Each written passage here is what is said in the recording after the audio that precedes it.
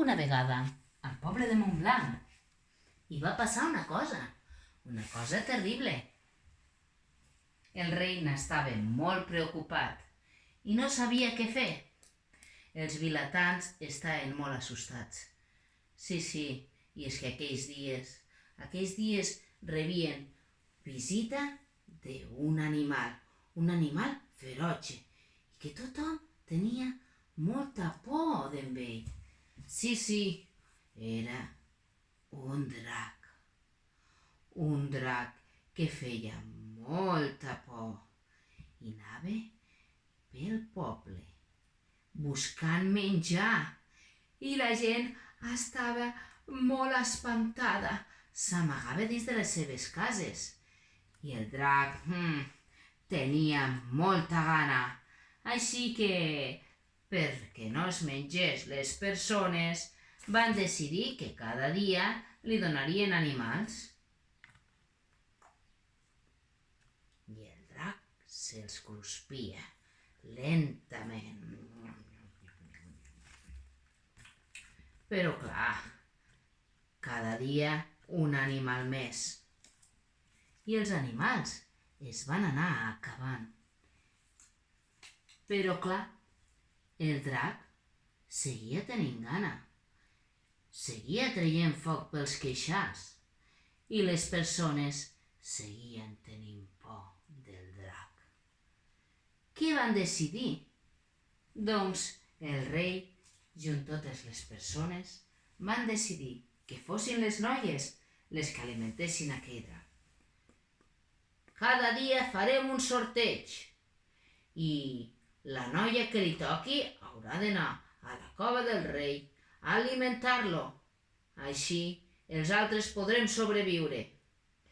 Tothom va estar d'acord amb la decisió del rei. Cada dia donaven de menjar al drac, pudent i feroce.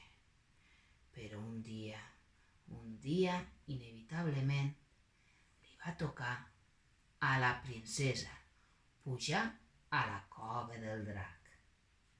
Ai, pare, quina por! M'ha tocat a mi! Ai, filla, sí, ho sé, però el sorteig és el sorteig. Ai, filla, t'ha tocat a tu i tu hauràs d'anar a alimentar el drac. I sí, la noia decidida va anar caminant per anar a la cova del drac. A poc, i arribava al seu destí, on el drac l'estava esperant amb molta gana.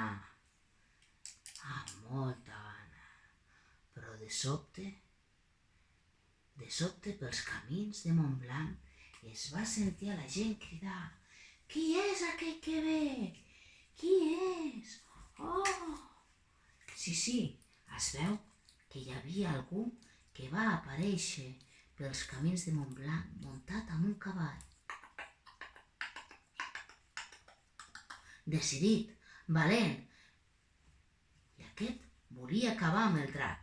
Una vegada el drac el va veure, es va anar contra el cavaller. Però el cavaller no ho va dubtar ni un moment i va llançar la seva llança contra el drac. El drac va caure mort al terra. I tota la gent de Montblanc va començar a cridar: «Qui és aquell cavaller? Qui és? Sant Jordi es diu! Visca Sant Jordi!» cridaven tots. El cavaller va baixar del cavall i va treure la llança del drac de la sang i brollava alguna cosa. Què hi havia en aquell drac? Oh, era una rosa, vermella com la sang.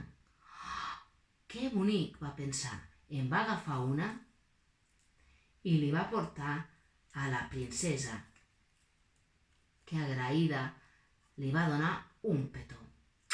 «Moltes gràcies, Sant Jordi, ets el nostre heroi!» I conte contat ja s'ha acabat.